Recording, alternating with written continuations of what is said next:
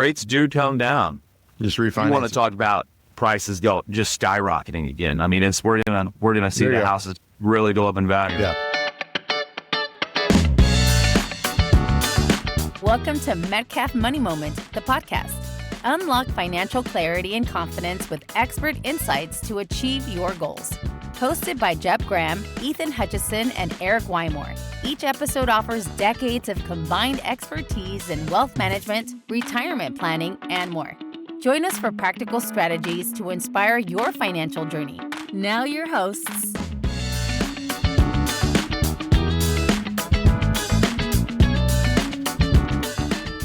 Welcome to Metcalf Money Moment podcast. My name is Jeb Graham, and I've got co-hosts Eric Wymore and Ethan Hutchison with us here today, as well as Jared Bahr from Arvest Bank, who's a senior mortgage lender at Arvest Bank, also my neighbor, also a guy that I beat in golf most of the time we play, but not always, and pretty good guy. So how you guys doing? Doing good, man. Yeah. And I was just kidding about beating you in golf, but I have before. Yeah, we'll talk about it. We'll talk about it some other time. Well, hey, it's really good to have you on, Jared. And, I think for our clients today, what we were really hoping to do is maybe put some clarity around mortgage lending. The last few years have been pretty crazy in the real estate market as well as the mortgage market. It was like we had years and years of people getting, 2.5% 30-year mortgages or 3% 30-year mortgages. And those days have been gone for the last couple of years. And so I think maybe we can start today by just talking about rates. I know everyone always watches every month to see if Jerome Powell's going to lower the federal funds rate, and then, kind of expect that to equate to mortgage interest rates going down. And the reality is maybe they have some correlation, but it's not necessarily exactly what's driving it. So let's talk a little bit about what rates actually drive mortgage rates when they see their 30-year or 15-year mortgage rate out there.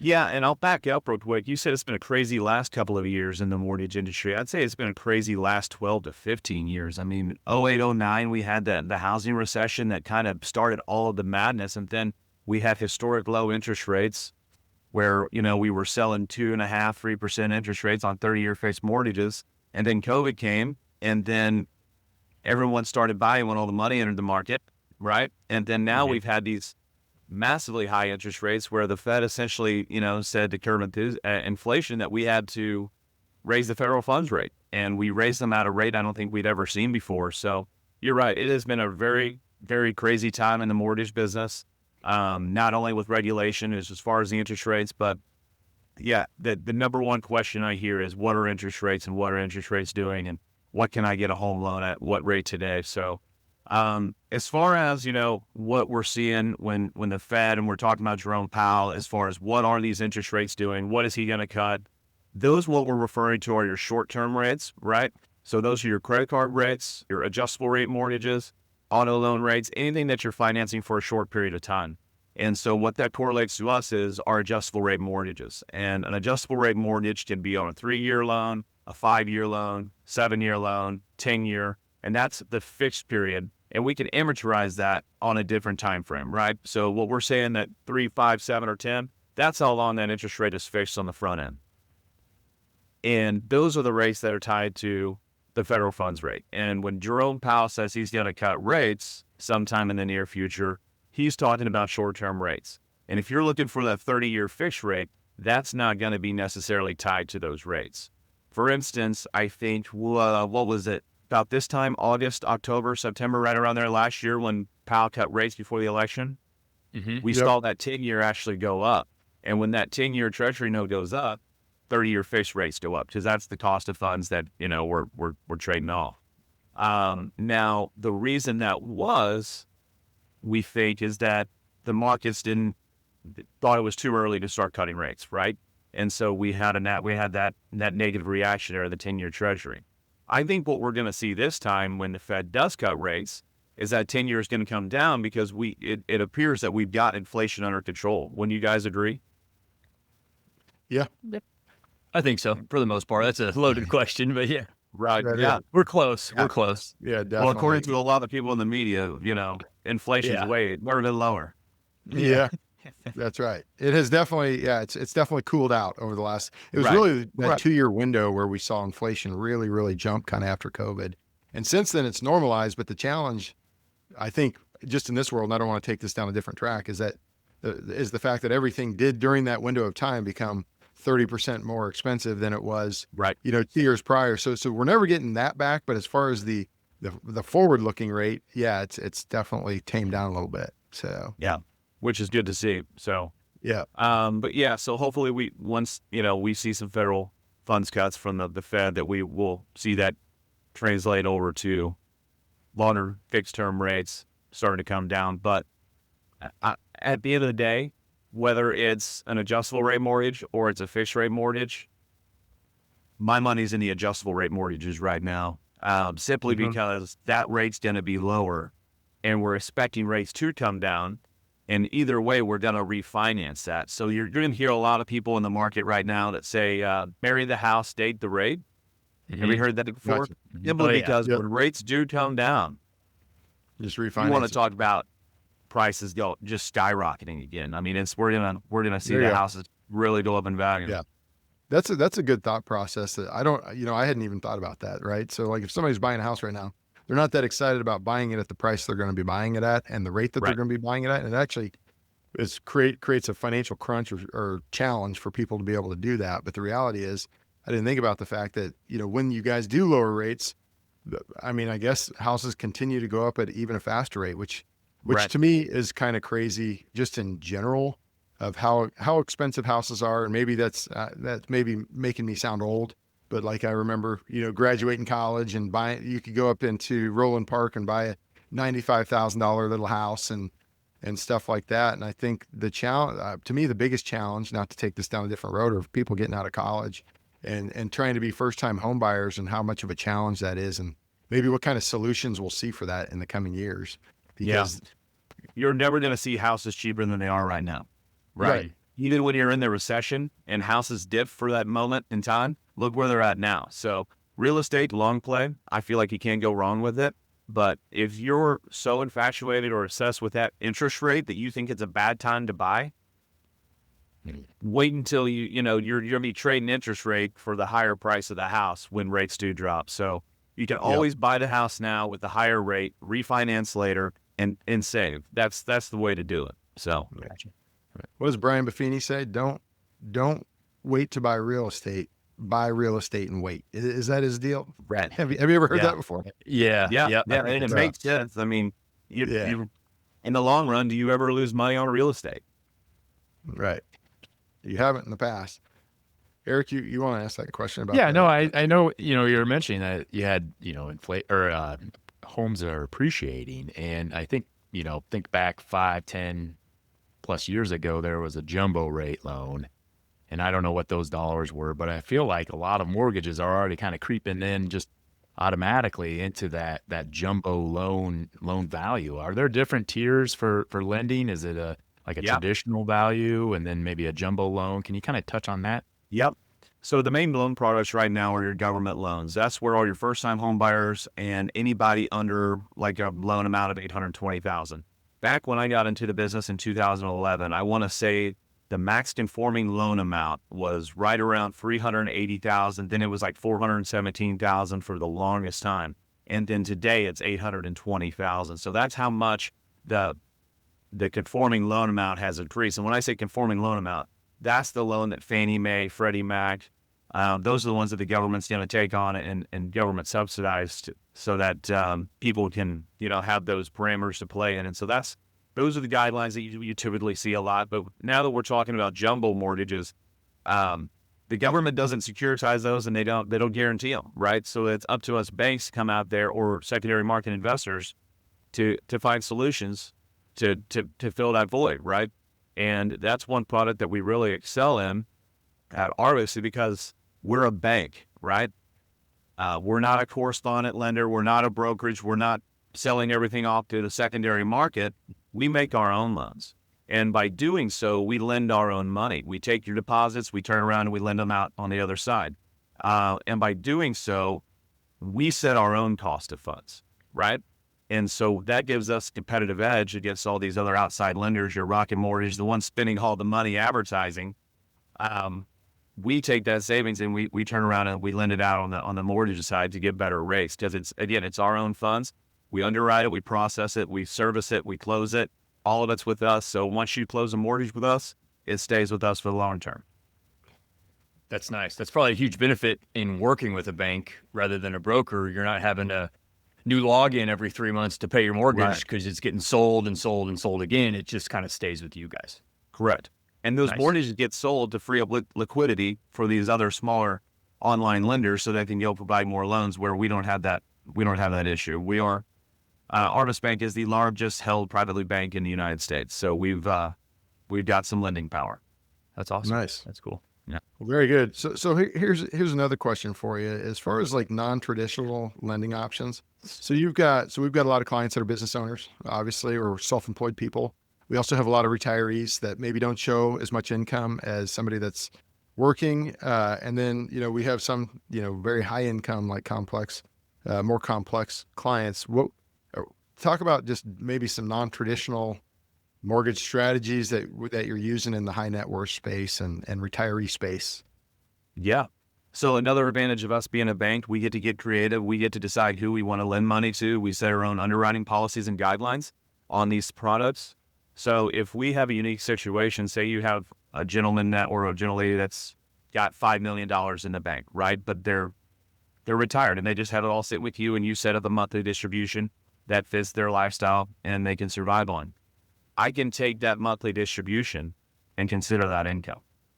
And if it's not quite enough, then we can increase it to show that they can afford that house. And if they don't want to ultimately take that, because people live differently. Mm-hmm. Some people don't mind using the majority of their money towards a house payment. Other people aren't good in that situation. So we can kind of play with those numbers and find those financial needs and kind of tweak it, so to speak, so that people can get into the house that they want to ultimately get into. Another way is asset depletion. We can take a large chunk of assets and then we have a calculation that allows us to use that money as income without even taking a monthly distribution, because ultimately you have a large chunk of assets sitting there that we can apply or say, hey, this is a good way to pay the loan. At the end of the day, it's called ATR, ability to repay. That's what we're looking at as a bank. Can you repay this mortgage? And so either it would be the assets, IRA monthly distributions. If you're self-employed, we're going to look at other options. A lot of people don't know that when you add depreciation on your tax returns, we get to add that back as income for us. So the more depreciation you use to lessen your tax bill, doesn't necessarily affect your home buying power, because we're going to add that back in, because ultimately that's a tax lever to save you some money. Mm-hmm. That's cool. I didn't know that. I didn't know that either. So are there, I always see like a long list of do's and don'ts when you're starting the mortgage process and the borrowing process, and maybe you can highlight some, here's the certain things that you need to do, and here's a certain number of things that you do not want to do when you are in that mortgage borrowing process. And if I could add something to that, Eric, maybe like split it up a little bit, like first time home buyers, right? You don't want to open a new credit card or go get an auto loan. But same thing, same question for Eric that Eric asked, but what about your high net worth people? Do they don't sell your business this year, or don't offload a private equity investment, something to those things? Are there any little nuances between the two of those demographics? Yeah, 100%. Let's start that question with one of my favorite quotes from Jerry Maguire. Help me help you, right? So as your loan officer, it's my job to help you navigate these crazy guidelines and policies that banks have. So being upfront and honest with your loan officer is the best way to start the whole process. What's going on? Because what I need to know is I need to know your entire financial picture. Where's your money coming from? I have a sheet that I send out that just tell me about your income. Tell me where it's coming from. How long have you been receiving it? Because that's what underwriting wants to know, right? Is where's your money coming from? Some do's and don'ts. Large deposits, mattress money. Any cash that we can't source is a big red flag, because we don't know where it came from. And in the housing recession, a lot of these guidelines came about because people were going and getting secondary financing to get their primary financing, whether that be short-term payday loans, loan sharks, anything of that nature.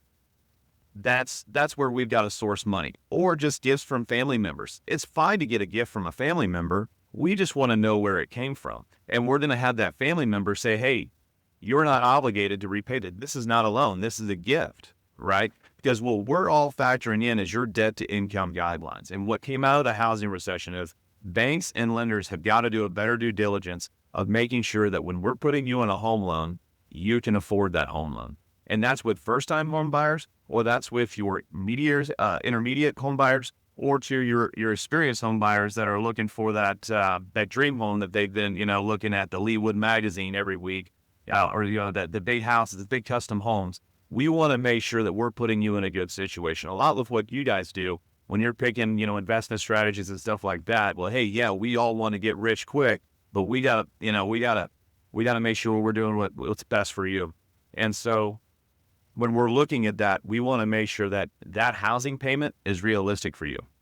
Mm-hmm. I get a lot of first-time home buyers that want to come buy a $750,000 house on a $60,000, $70,000 household income. And that's just not realistic, because why? You most likely have an $800, $900 a month car payment that's dipping into it. And people think of their gross salary, and then when it comes to tax season and a lot of that money goes away, well, you don't make as much as you think you do. So it's really, we've got to be the backstop that sets them up for success by putting them in the right mortgage and setting those realistic expectations. But as far as the first-time home buyer goes, one of the really big do's and don'ts, if you're really considering buying a house and you've got a car that runs just fine, don't go buy a new car 2 months before you're going to get that loan application, right? Because that's going to affect your debt-to-income ratios. A more experienced home buyer, a person looking, in that higher end, don't make any drastic changes to your businesses. Don't go buy a new business right before your wife's been telling you want to buy a house for 6 months, but 2 months before you buy that house, you go buy a new business and you dump a bunch of your capital into it, and you kind of hamstring yourself there. So I would say, if you're going to buy a house, kind of put everything else on pause, talk to your loan officer before you make those changes to understand how it's going to impact your ability to purchase that home. Gotcha. That makes total sense. Hey, so I had one other question. This is actually a unique kind of scenario that I run into recently. A little bit of a plug for what we can do for people when they're buying houses as well. So I'm assuming you get a fair amount of scenarios where the closing dates don't line up, meaning somebody's bought a house, they need to close on their new house before they sell their old house. They're depending upon the equity from their old house to purchase their new house. So in our world, you guys do HELOCs. We have what are called SPLOCs. I had a client which is a securities-based line of credit, right? So I just had a client a couple of weeks ago who had that very situation. He was getting ready to buy a new house, but he's not going to be able to sell his other house till 3 weeks later or whatever. So we set up on his non-IRA account. So we can only do this on trust accounts or non-retirement accounts. And I set up a SPLOC, right? So basically I was able to send him $400,000. We didn't have to sell any of his investments to generate capital gains. So basically it's just like a HELOC. He gets the money, he pays an interest rate over that 3 weeks, he pays it back, and then it's gone. Can you talk a little bit about other ways that people that run into that situation? What are some other solutions to that, and how do you guys deal with that? Yeah. Well, first of all, it's a convenience factor that people want to do this, right? Because people don't want to try to be living in their house while they're trying to keep a show ready. Because it's not fun selling and buying houses and the moving and everything. And you're trying to live in a house, and you're also trying to keep it, showroom ready, keep it clean and everything ready to go. So there is the convenience factor that makes a lot of sense, that if you don't have to sell that house to purchase the new house, why do it, right? Make life easier, keep your wife happy. But at the end of the day, if we go down that route, well, we certainly want to use some of that equity to get to the down payment, because what we don't want to do is we don't want to start pulling from our investment funds and then taking those tax hits, right? So what we can do is what we call bridge loans or a HELOC. I typically try to do a HELOC simply because they've already got a primary mortgage. A HELOC, I can get it done in a couple of days, and it's a lot cheaper process as far as not having very many fees. We're going to tap into your equity. It's a short-term loan, very similar to what you can offer. We're just going to take that equity out, and they only pay interest on the amount of money that they're pulling out. We're going to take out that equity, put it out on their primary residence, and then once they sell their old existing house, we can take that existing equity after we paid off the primary, after we paid off the HELOC. We're going to take all that leftover. We're going to take that leftover equity, apply it to the principal balance. And if they want what we can call it, it's called recasting or reamortizing that conventional loan that they're on. What that simply means is that they had $800,000 left on that loan, and then they took $400,000 from the house they just sold. We'll apply that to the new loan that we just took out for them, and we'll reset their payments based on that new outstanding balance of $400,000, versus paying on that big loan that they just had, right? Because they're at that retirement age, they're not trying to keep that monthly payment. It's probably as high as it would be, knowing that they have that equity they're going to roll over. Gotcha. Nice. That makes sense. Well, very good. I know we're getting kind of up to the time limit, but wanted to, number one, thank you for coming on today. And also thank you. I know we've sent some clients over to you. You take very good care of them. We certainly appreciate that. And hopefully we can keep it going and maybe have you on again someday in the future. So let's do it. Let's do it. When rates are back in the twos. Yeah. Maybe when rates are back in the twos, that's when it's going to be more fun. Then we can go after all those refinances, right? That's right. There you go. Well, very good. Well, this has been a productive 25 minutes or so. This is Metcalf Money Moments Podcast signing off.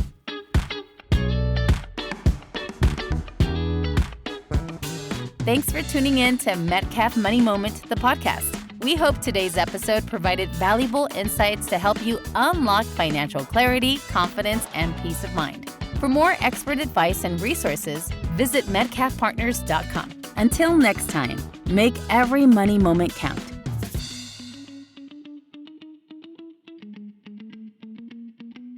Jeb Graham, Ethan Hutchison, and Eric Wymore are registered representatives with and securities offered through LPL Financial, member FINRA SIPC. Investment advice offered through WCG Wealth Advisors, a registered investment advisor. WCG Wealth Advisors and Metcalf Partners Wealth Management are separate entities from LPL Financial. The opinions voiced in this podcast are for general information only and are not intended to provide specific advice or recommendations for any individual. To determine which strategies or investments may be suitable for you, consult the appropriate qualified professional prior to making a decision. All performance referenced is historical and is no guarantee of future results. All indices are unmanaged and may not be invested into directly.